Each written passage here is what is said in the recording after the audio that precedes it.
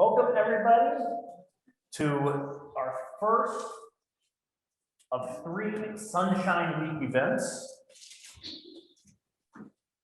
I have just a couple of announcements. First one, really quick, if you are from Professor Janto's class, there is a sign-in sheet up here.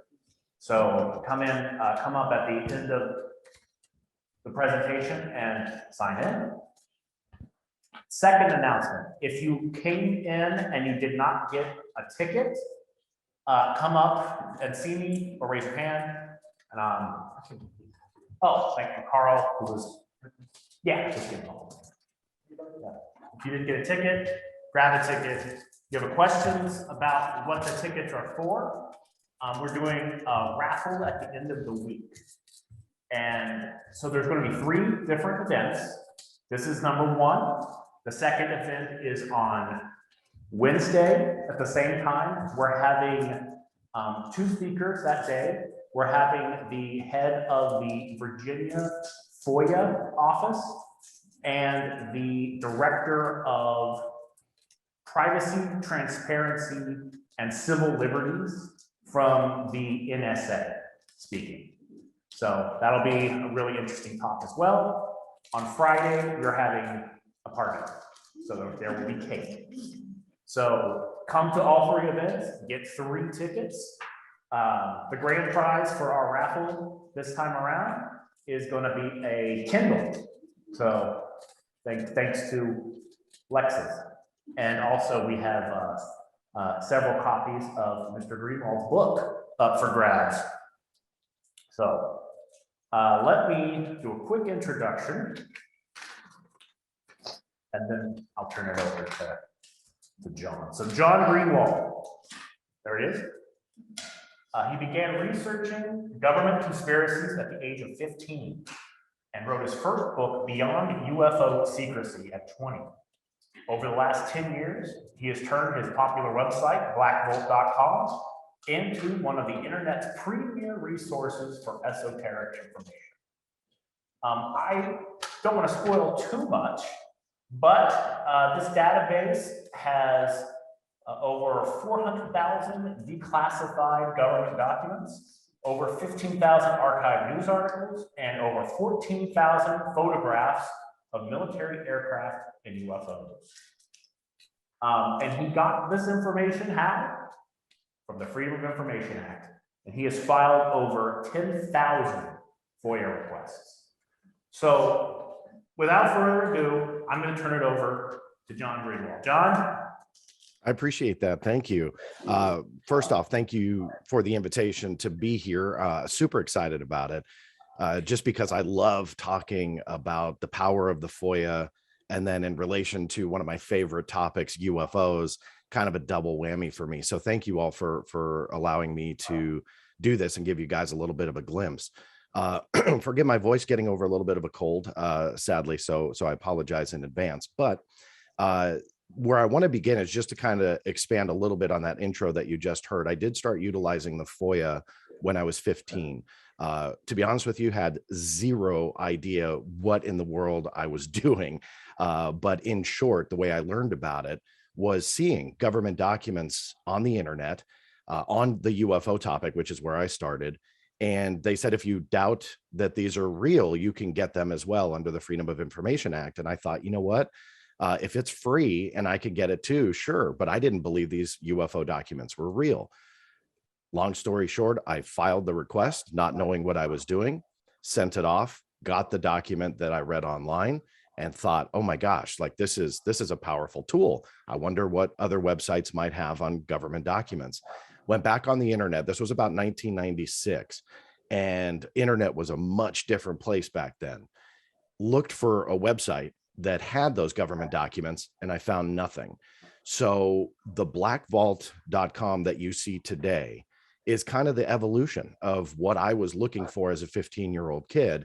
And here I am 25 years later. I have, as mentioned, filed more than 10,000 FOIA requests to pretty much every federal agency, department, military branch, and so on, and have compiled over 3 million pages on the blackvault.com that you can download. So what I'm here to talk to you guys about today is honing in on one particular topic, which again is my favorite, and that is the UFO topic, one that you've probably heard about quite a bit here in the last couple of years. And let me tell you, it hasn't always been that easy to get the government to talk about it. Just to make sure the PowerPoint is coming through now. Yes, it is. Perfect. Thank you. So one of the biggest Actually, challenges. sorry, if you could switch, just click switch view, because you're in a presentation for us. Oh, neat. Hold on one second. I must have tried to do it too fast. Sorry about that. That should, now is that better? Yes, sir. Perfect. Sorry, I clicked the wrong button. So one of the biggest challenges to presentations like this is summing up 25 years of research into 20 minutes. So what I've decided to do is kind of give you guys a broad overview of how the FOIA, and this could pertain to any topic that you decide to research, how the FOIA can truly challenge what the US government wants you to believe, and with using nothing but their own evidence, disprove their narrative. And I spent years looking into what the government wanted you to believe, but then through FOIA would look at the actual evidence, and they were generally two very different topics. Let me go ahead and this is the website. Usually I do the introduction with that in the background, but theblackvault.com, it's 100% free. You guys can download all 3 million pages if you'd like. There's no cost or anything like that. Where I'd like to start is probably something that even if you had no real interest in UFOs or never really spent the time to study it, what I like to talk about is the Roswell incident, because we all know about that. I mean, you don't have to be a UFO expert to know what Roswell was.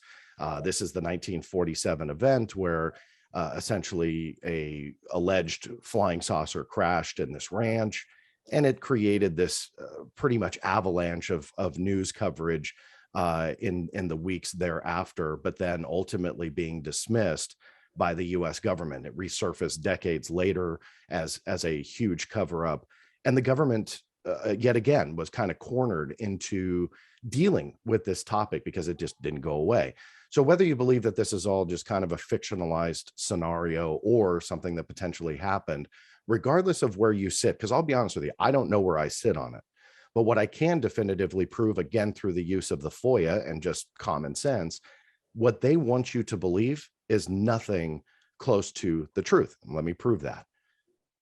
When they first tried to explain the UFO crash and then the bodies that were seen, they actually changed their story 4 different times, all the way through, I think 1997 was the latest explanation, if you will. And these are the points that they want you and I to believe. The first one, aliens observed in the New Mexico desert were actually anthropomorphic test dummies that were carried aloft by US Air Force high altitude balloons for scientific research. So in essence, what they're telling you is the hundreds of witnesses that have come forward, and they said they saw bodies taken to the hospital, transported in body bags. All of those witnesses, and there are quite a few of them, like I said, are all wrong. They were just crash test dummies. This is an official US Air Force photo, was released under the FOIA decades ago. I believe at the time it was classified. And these were the Air Force crash test dummies that they were throwing out of airplanes that they wanted you to believe are these alien bodies, okay? One other point that they want to make in this document, the unusual military activities in the New Mexico desert were high altitude research balloon launch and recovery operations. Reports of military units that always seem to arrive shortly after the crash of a flying saucer to retrieve the saucer and, quote, crew, were actually accurate descriptions of Air Force personnel engaged in anthropomorphic dummy recovery operations. This all sounds plausible, right? Maybe those witnesses saw these crash test dummies. Maybe that's what happened, until you start fact checking. Crash test dummies were not invented until 1949. This is Sierra Sam. This is an actual photograph. What's going on here is that they want you to more believe into time traveling crash test dummies than the alien theory, because what they are trying to do is explain this 1947 event with things that didn't even exist yet. But if that was just a mistake or maybe an oversight, it gets even worse. They also say claims of alien bodies at the Roswell Army Airfield Hospital were most likely a combination of two separate incidents, a 1956 KC-97 aircraft accident in which 11 Air Force members lost their lives, and a 1959 manned balloon mishap in which 2 Air Force pilots were injured. Now, if you've been paying attention to the date, 1947, now it gets even worse. The documentation for all of this, you can get it through FOIA. Problem is now we're talking about years later, even more than a decade after the Roswell incident happened. This is what I think is the power of the FOIA, is that you can use their own documentation and evidence against them. Again, very pop culture-y. Roswell, again, some people just roll their eyes at it because it has gotten that stigma around it, and pop culture references kind of give it a bad name, so to speak. But when you look at how ludicrous their public explanation is, when you juxtapose that with the actual evidence, then you realize there's much more to this story that they just don't want you to look at. The years after Roswell, for about 22 years, I should say, they investigated UFO. So not only with the Roswell incident, but they investigated many others. This was called Project Blue Book. There were other project names, but for the sake of this, it all kind of gets lumped up into Project Blue Book. What they wanted you to believe was that during this time period, there were 12,618 sightings that were investigated. That's pretty much a fact. That was roughly what it was. But out of all of those, they say only 701 of them remained unidentified. After 1969, when their investigation stopped, they didn't look into UFOs anymore. And they went out of their way to try and tell the general public no government agency has any interest in UFOs since then. Now, I know that that's changed in the last couple of years, and I'll get to that. But keep in mind, for decades while I was researching this was their stance. And I was able to get documents that were sent to me that started disproving all of what they were trying to make us believe. And I honed in on that no government agency has taken an interest in UFOs since then. In fact, quite a few agencies, including the CIA, the NSA, the DIA, you name it, there were documentation that were obtained through FOIA that should not have existed. And that was the issue with their explanation, was that the facts were not supporting what they were trying to lead us to believe. And that's what instilled to me the curiosity of not only with UFOs, but any government secret that you can think of. I've probably done a FOIA on it, that the evidence generally doesn't match what they want you to believe, because 99.9% of the people could just kind of take what they're fed and just go, okay, well, the government says it has to be true. As silly as that sounds, a lot of people operate off of that. They don't do FOIA requests. They don't research. They don't fact check. They don't challenge. I mean, social media is ripe with that, where you see it. Nobody really fact check anything anymore, but let alone the US government. So I can sit here for hours and show you documentation on top of documentation that proves that not only is the phenomena real, whatever that is, it is one of the easiest cover-ups to prove with the United States government. And why is that? Why is it that I can get nuclear weapons secrets through FOIA easier than it is to research UFO incidents and their connection to UFOs? I don't have an answer to that, but after 10,000 requests, I can tell you UFOs is one of the most heavily guarded secrets that you can think of. I'll hone in on this. I'm showing you what's called Air Force Instruction 10-206. I know that that's a mouthful, but what this was, and now I'm talking about a document in the early 2000s. The screenshot that I'm showing here was from 2010. And in this particular document, the same military agency that has stressed no government agency has ever taken an interest, military included, in UFO since 1969, that military branch that wants you to believe that has a manual that talks about how to report UFOs. And every United States Air Force pilot was subjected to this rule.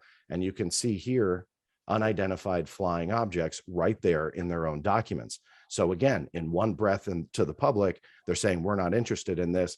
In another breath, they're saying, oh, by the way, here's a manual for all you Air Force pilots to report UFOs. Digging a little bit deeper, you find out where they go, which is the NORAD installation.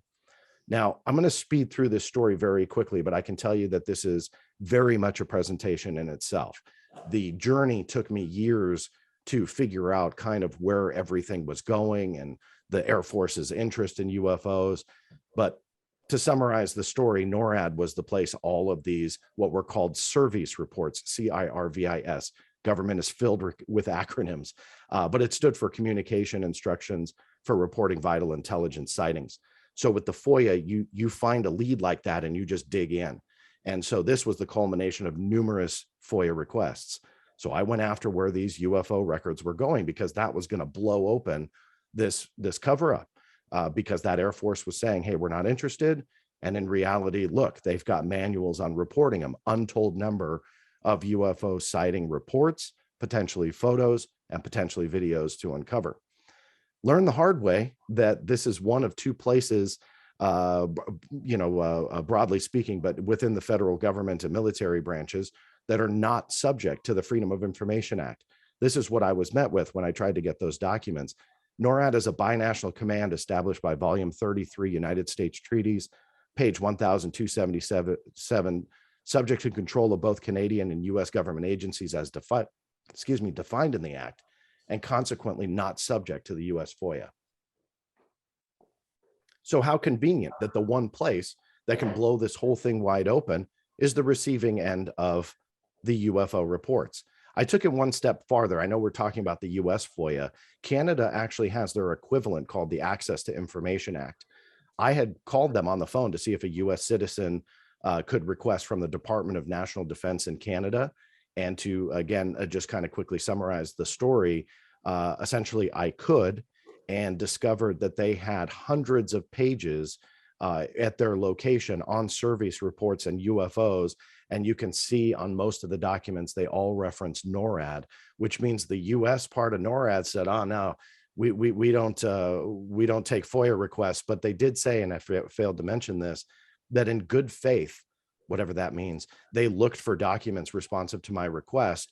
They found none. They said that they did not collect any service reports or UFOs. When I called the Department of National Defense in Canada and talked about using the Access to Information Act, they handed them right over. It proved beyond any shadow of a doubt that for whatever reason, the United States just doesn't want to acknowledge any of this. The Huffington Post went to profile a couple of the documents that I had obtained over the years. And he called the US Air Force about this manual that's saying, hey, look, you guys are saying you're not interested in UFOs, but when you actually look at your documentation, you've got instructions for doing it.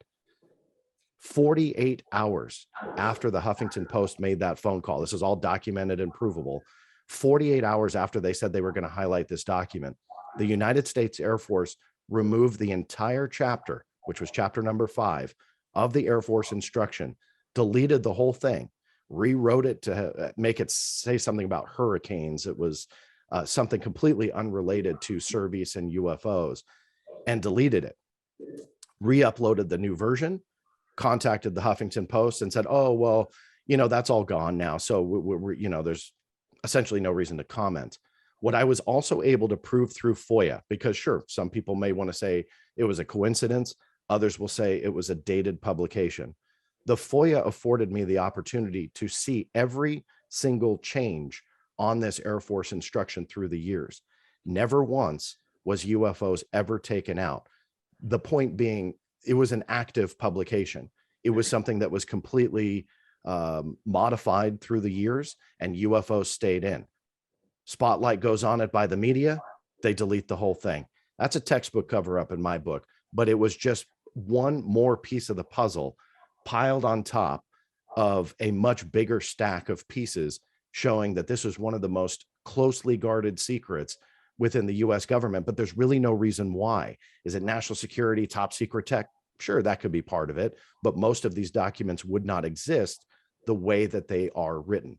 So you can really dig in a lot of these different agencies, for example, the Defense Intelligence Agency, and show that they actually have hundreds of documents on UFOs. You're looking at a couple on your screen now that still to this day remain highly classified at the secret or the top secret level.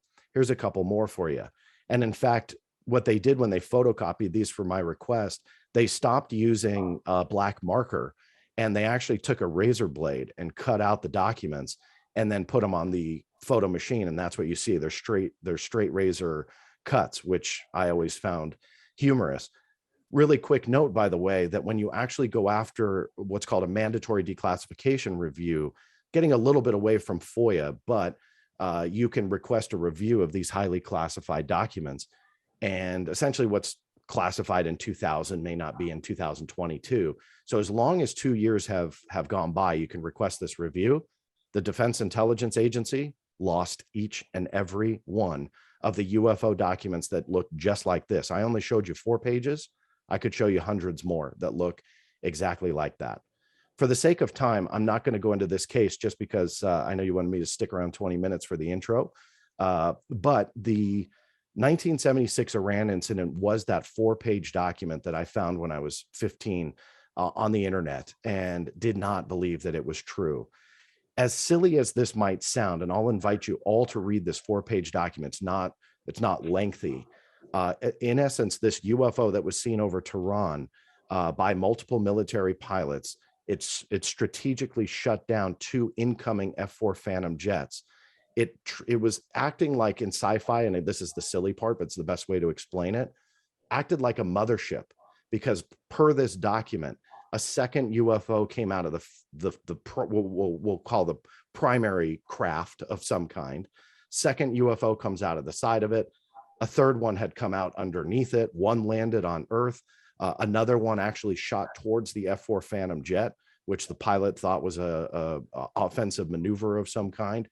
And just before impact, because the pilot lost all control of his aircraft, he was in a slow dive. The UFO, whatever it was, dipped under his aircraft, looped around it like, hey, don't even try it, and went back to the original UFO. Sounds like something you'd see in a movie, right? That's what got me hooked back in 1996, reading that government document, because, and there's a lot more detail in it for a 4-page document, but I'm just kind of giving you the nutshell version. When you read that and the US government gave it to you, to me, that's pretty amazing. And there are thousands of UFO records that should not exist that tell stories very, very similar to that.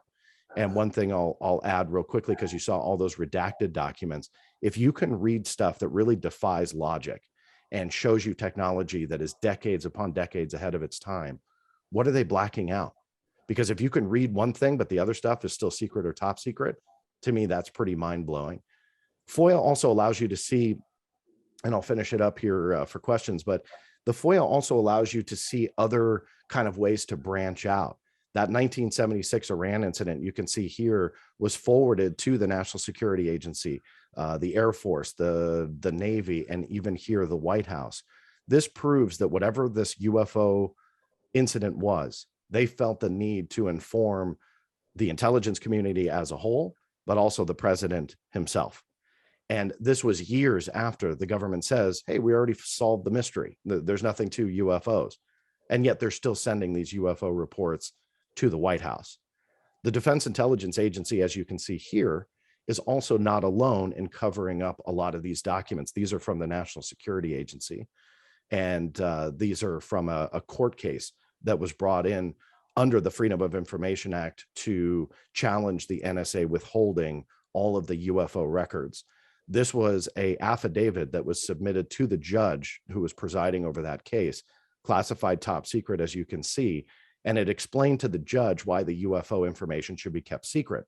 In the end, the judge sided with the NSA. And here are a couple of the quote unquote declassified pages from that affidavit that explains it. So you can see that decades after, this court case was around 1980, decades after, this stuff is still heavily classified, and the NSA does not want to tell you about it. They ended up releasing a lot of those UFO records that were held in that 1980 court case. But you can see here, and I fought for years to get these blacked out, but then they also started using like a whiteout. So it was really confusing on how, like, what are they redacting? Speeding up this part of the story, I went after a mandatory declassification review on these records as well. I'll give you one guess what they said when I went after them. They lost each and every one of them. Now that's rare. It happens, but it's pretty rare when agencies will come back and say, hey, we redacted these in 1980, but we can't find the originals to review it. Most of the time they'll find it. UFOs, it happens more times than not. Why is that? In closing, the UFO topic, I've kind of dealt with the history, has now resurfaced. We talk about it a lot. This was a big find through FOIA, which shows the classification. It's called a classification guide or security classification guide, or SCG for short. It took about, I think, a year to get this one. The way that the government handles UAP information is what you're seeing, how they handle it is what you're seeing on screen. They don't want you to know at all about how they handle this type of information. And even here, it shows the word exploitation, meaning it may be a little hard to see on your screen, but this word here, exploitation, they are exploiting the UFO phenomena in some way. What is that? We're not really sure. But it was a very interesting find to see that this layer of secrecy is very much still there. This is the last slide. This came out literally about 5 minutes, as far as I know, before me joining you guys today. I had posted a story last week where I discovered that the presidential library for Barack Obama had just opened a FOIA requests in January. So I had filed a request for UFO related information. And I'll be honest with you, I didn't expect to find anything. To my surprise, they told me that there were 3,440 pages, along with 26,271 electronic files that were potentially responsive to my request. Oddly specific number. So I'm guessing they have UFOs in the index, or I had a couple other keywords as well, but I'm guessing there was a reason why they said that. So I had tweeted that out. Vice News picked it up today, but the next morning I had called and I said, okay, if you guys have unclassified information, can we circumvent the FOIA? I'll fly out there and can I review the unclassified material? Because if anybody in the audience has ever been to the National Archives, you can do that. You can go and review material and make copies as long as it's cleared. They said that they would not be doing that, and I have it all in writing. They would not be doing that. The estimated time for completion, which was the second part of my question to them, was 16 years for them to review that material. Now, I'm still going to fight it. I'm trying to get some political involvement to back me on this, but it shows you that there, as much as we do know about this phenomena through FOIA, there is so much more there. And in this case, I was floored that the Obama library had that. So there you go. There's a quick nutshell on 25 years worth of UFO research. I hope that made sense. I know I had to go through some parts pretty fast, but hopefully I stayed within your time frame there on the presentation part, and I'm happy to answer anybody's questions. Hey, John, thank you so much for your presentation. Let's open it up. Anybody have any questions? Carl's got a microphone here, so John can hear you, but please. Hi, thank you for your presentation. I'm really not familiar with FOIA at all. How does one go about making a FOIA request, and what does that entail? How long does it take for them to get back to you, etc.? Sure. Yeah, that's a great question. In short, the process itself is very simple. You figure out what you want, you figure out where it might be, and you essentially can find a lot of templates online.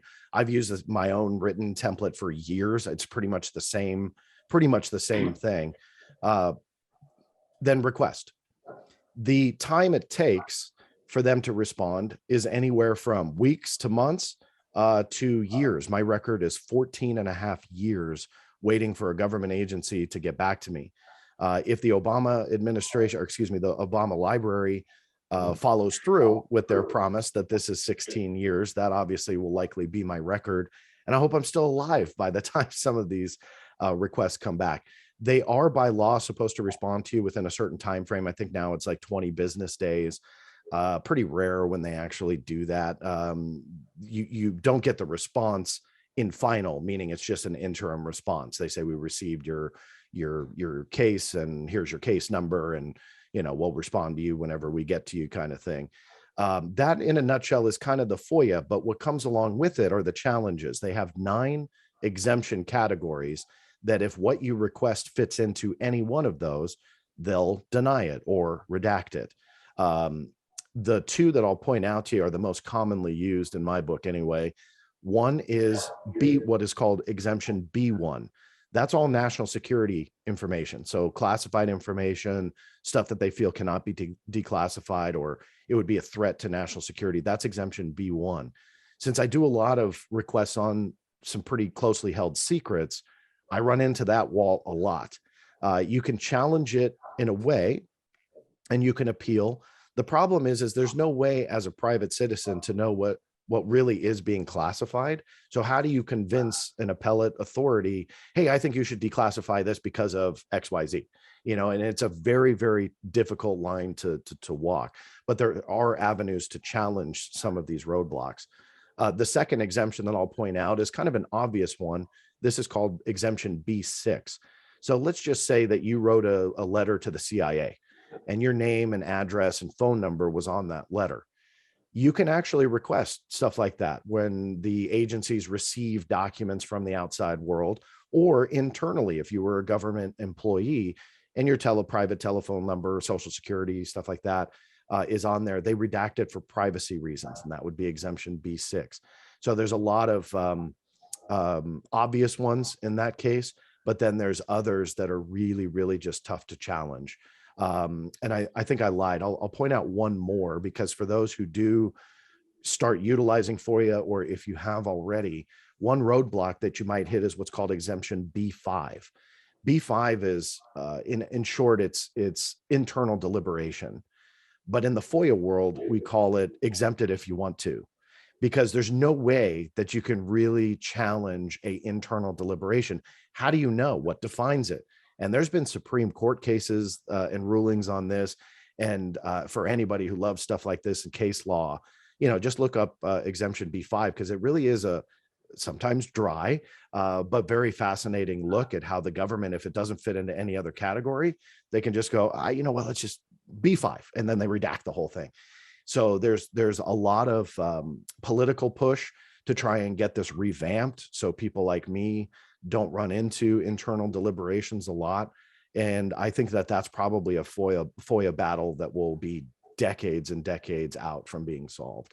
But that's, how the FOIA works. And it sounds like you guys may have other speakers that may be going much more in depth, but in a nutshell, that's how the FOIA works. Thank you. Thank you. Hey, John, we got a question in the back. Okay, so I have no idea.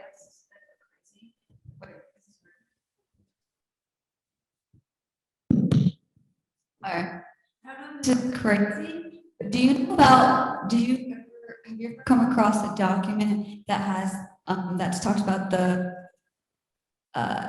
hybrid alien human hybrid project? That is a interesting question. In short, no. I did a television show. I get interviewed for topics like this, where we talked about what was kind of framed as a government document detailing that kind of stuff. In my personal view, it was a hoax. It was not a government document. And there's generally a line when you research UFOs and their potential connection to aliens. Is there that connection? You won't find the smoking gun in regards to that. Like that's an, it's just, it's well beyond the line of what they will essentially admit to. So I'm guessing maybe you've seen one of those TV shows where they kind of frame these documents as leaks, or, the one that I did the television show on was called the Blue Planet Project. So they end up in UFO legend and lore a lot of times, and they will remain there just because they're interesting to a lot of people. Television shows really kind of hype it up, but when you research it, there's not a whole lot of facts there. So if that's the specific one you're talking about, I do believe that it's a hoax. And there's a lot of documents that have surfaced over the last 3, 4, 5 decades that also are leaks, alleged leaks, I should say, of government documents detailing alien bodies, and one is called Majestic 12. And it's one of those things that is likely a hoax, but it will remain legend and lore for decades to come, sadly, because it does kind of hurt the credibility of the real information that is there. And I always kind of harp on the media a little bit with their coverage on this, just simply because I think the wrong things get profiled, and then the stuff that may not be as sexy or as interesting, albeit it still is interesting, doesn't, just because, again, they just think that more elaborate stories will sell better, which is a shame. So long-winded way of saying no to your question, but hopefully that gave you some background on why. Yeah, thank you. Good to know.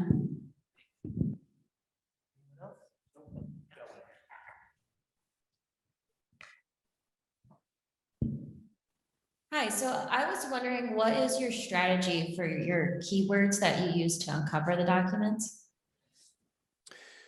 That's a great question. It depends on the actual request that you're going for, the topic that you're researching. With UFOs, and this is a great one that I'm utilizing more, is requesting emails from government officials and federal agencies, to where you're not looking for project related documents, but rather looking at how people are communicating through email on those, excuse me, not trying to keep silencing myself there. You have to look at, per your, again, particular angle, what likely keywords would some of these key officials be communicating with. And then you just kind of sit down and make a list of 3 or 4 of them, file the request, and see what comes up. And again, it really does branch out. It branches out to one request will branch out to 5, 6, 7, 8 other ones, because you start seeing names. Not every name is redacted. So even though I've already talked about one of the exemptions where they will redact some names, others are not. And so you get leads from that and figure out, again, those keyword lists that you go for to try and essentially find the gold, find what you're looking looking for through FOIA. So it's a hard one to answer, just simply because every situation and topic is different. Keeping with the topic at hand here with UFOs, their new nomenclature is unidentified aerial phenomena. So what you want to try and do is you figure out, okay, is that the only phrase? Well, not really, because it can also be phenomenon, the singular. And as silly as those semantics sound, it can come to bite you on a FOIA request. So what I've learned is, on a situation like that, you can do both of them, or just do the phrase unidentified aerial. So that's kind of a catch-all to the particular topic. Again, I know it's specific to UFOs, but it's the same thing on a broader sense, or any other type of topic, where you just figure out clever ways of what they would be talking about, or what their shorthand is, or what their acronym usage is, and then create that request, send it off, and then see where you end up. And there are times where sometimes I'll kick myself because you forget of a phrase or a keyword. And so you'll wait like a year and a half, and then you get maybe a no records response, and you're like, wait a minute, there's got to be something. And you look at your request and you forgot to mention something. And that's tough. Like, when you wait a year and a half for something, and then you realize, I was an idiot, I screwed up. It's frustrating. So the strategy is really figuring out what pertains to your topic, and then read it a couple times to make sure you don't do what I did a couple times, and that's miss something and end up wasting a year and a half of your life for nothing.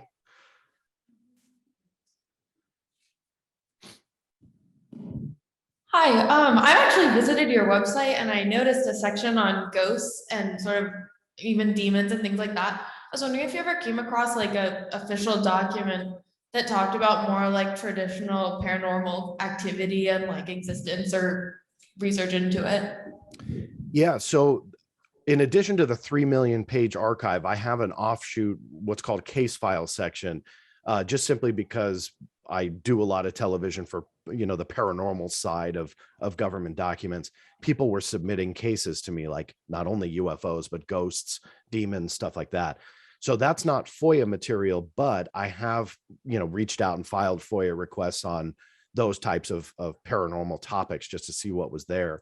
When it comes to spirits and stuff like that, there was some mention through the CIA program called Stargate, and they were essentially researching what's called remote viewing. And that was people who claim to have a power, like Uri Geller, who is a part of this program, sit in a room, a dark room, and they could see across the planet. And then they could draw, let's say at the time, a Soviet, either missile silo or something to that effect. But it was remote viewing. It was them being able to see at far distances. And they researched that for years. And I know that they got into some spirituality. They got into some, I think there was some ghost references, but it just like encompassed a lot of the paranormal. The program was eventually canceled, but it was a very interesting look into what the CIA was willing to kind of break down and fund for quite a few years. Away from the ghost thing, I was surprised to see that the FBI actually has a file on Bigfoot. So I know not ghosts, but they have a file on Bigfoot that they actually analyzed a hair sample. So I was able to get all of those released in the public domain. But really quick, I mean, this is one, I'm not a Bigfoot guy, so please don't roll your eyes like I'm trying to preach about Bigfoot or anything.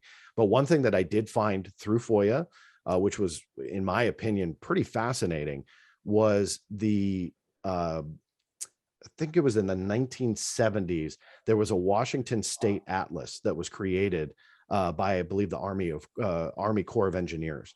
And in short, they explored the flora and fauna of Washington State. Well, one page had a reference to Bigfoot and Sasquatch, as they called them, in this. And so you read all about, the legend of Bigfoot and so on. But in there was a real reference to an FBI investigation of Bigfoot hair that concluded that it did not match any known human or animal on the planet, that it just did not match anything. They did forensic analysis and so on. So I dug into, if there's an FBI case on that, I want to find it.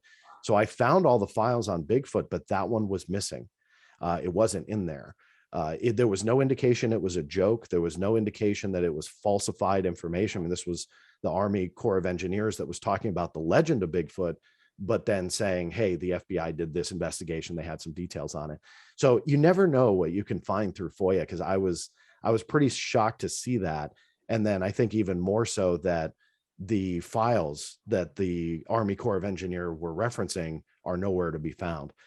So there's quite a few different paranormal type topics. FBI also has a file on spontaneous human combustion, which is fascinating. The people that just blow up into flames for no reason. FBI's got a file on that too. So FOIA reveals a lot of silly stuff, but it's pretty interesting to see what you really can dig up, because there's a lot more than I think what people would believe that you can access through FOIA.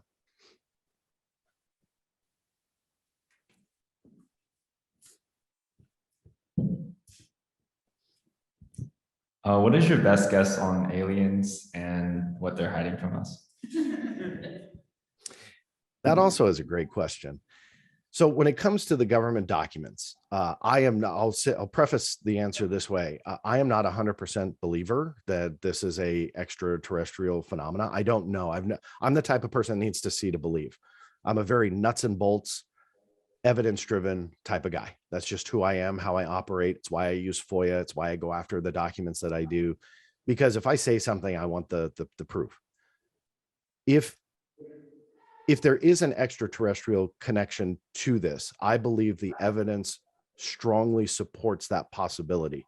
And I say that because, and again, to summarize 25 years in 20 minutes is a little bit challenging, but when you look at the documents and you look at the cases and you look at the technology, when you look back in time 50 years or 60 years, and it is showing technology that we still do not have today that we know of in 2022.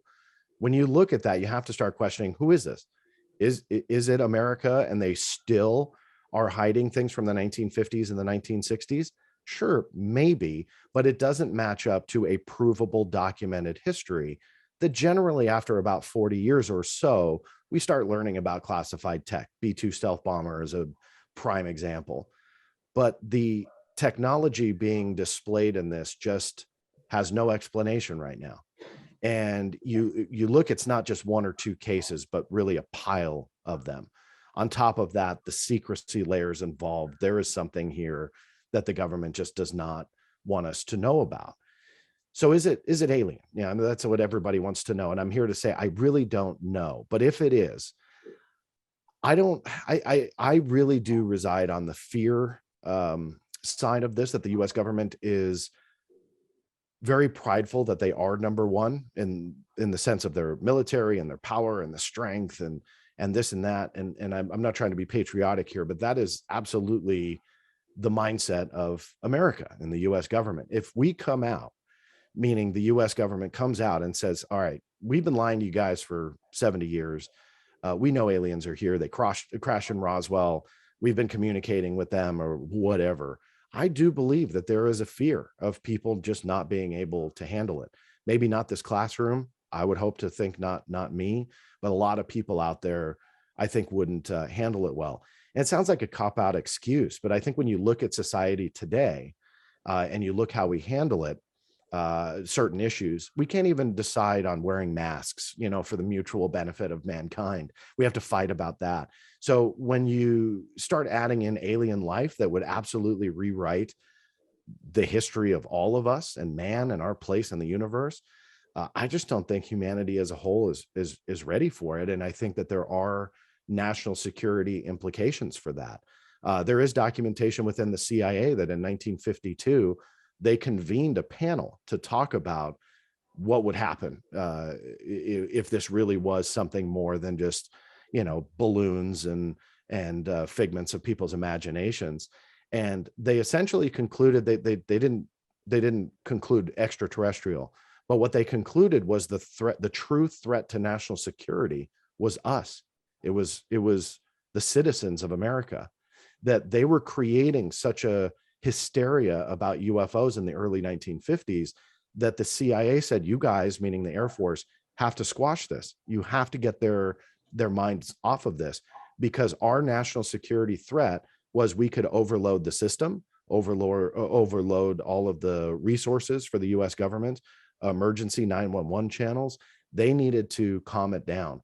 And I think that even though that was 1952 and here we are in 2022, it's the same type of thing that the people would not, as a whole, the people would not be able to handle it. So I think that really plays a role in why the secrecy is there, and why, if it is extraterrestrially connected, why we just don't hear about it yet.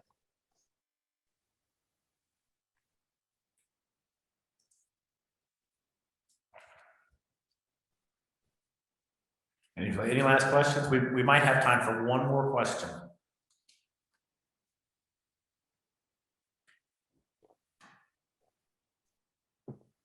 We got one more. We got two more.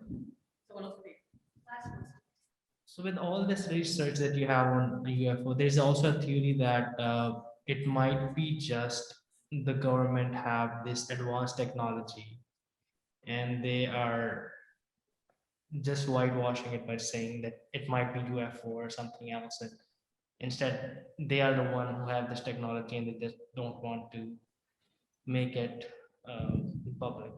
Yeah. That's a great point. And let me address it this way. Before the last couple of years, when the government would talk openly about these unidentified objects, the documentation that you could get through FOIA showed that the military and the government as a whole had no idea what the objects were that they were documenting or encountering. So if it was classified technology, there is a point where none of those documents would exist, because internally in the classified world, those documents wouldn't exist, being written that it was an unidentified craft going this fast, making right angle turns at extreme speeds and so on. So it's an epic debate on whether or not this truly is just classified tech, or if there's something to the phenomena. Now, fast forward, when you look at those documents that were, again, the 1950s, 1940s, the FOIA wasn't written yet. And so they were not creating a smokescreen because they thought that a John Greenewald back then would request him under FOIA. It didn't exist. A lot of those documents that were written back then, they were written by people that had no idea there would be open record laws in the future. And so when you take that into account, the classified technology explanation for all of this begins to fall apart. Because if the US military has that classified tech, they wouldn't be creating so many documents on UFO encounters. Now, you may get a pilot who's not aware of that classified tech, and then he files a report, and then internally it's, hey, look, this pilot's not cleared, but we have a top secret drone up there, and 2004, 2020, or whenever, and we're flying it, and that's the explanation. But there's no documented cases of that.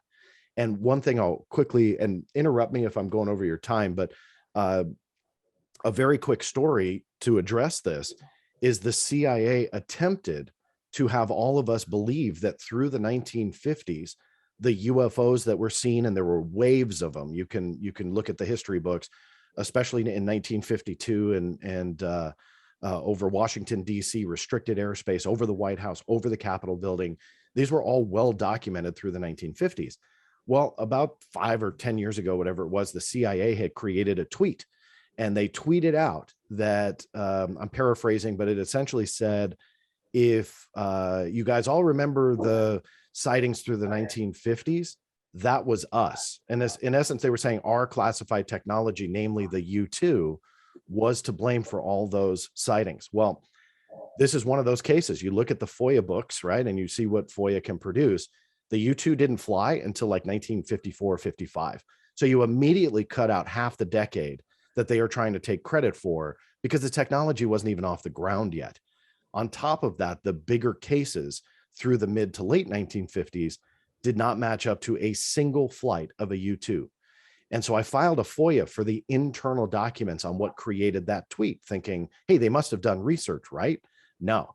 Although the names were redacted, one CIA personnel says, hey, what about this? Obviously sending it to his boss. And then his boss responds, yep, sounds good. And I'm not paraphrasing that. He literally said, yep, sounds good. No research, no fact checking. They just wanted to, again, squash the topic. So going back to the classified tech, when you look at that and they try and use that as an explanation, all you got to do is look at the facts and it all falls apart.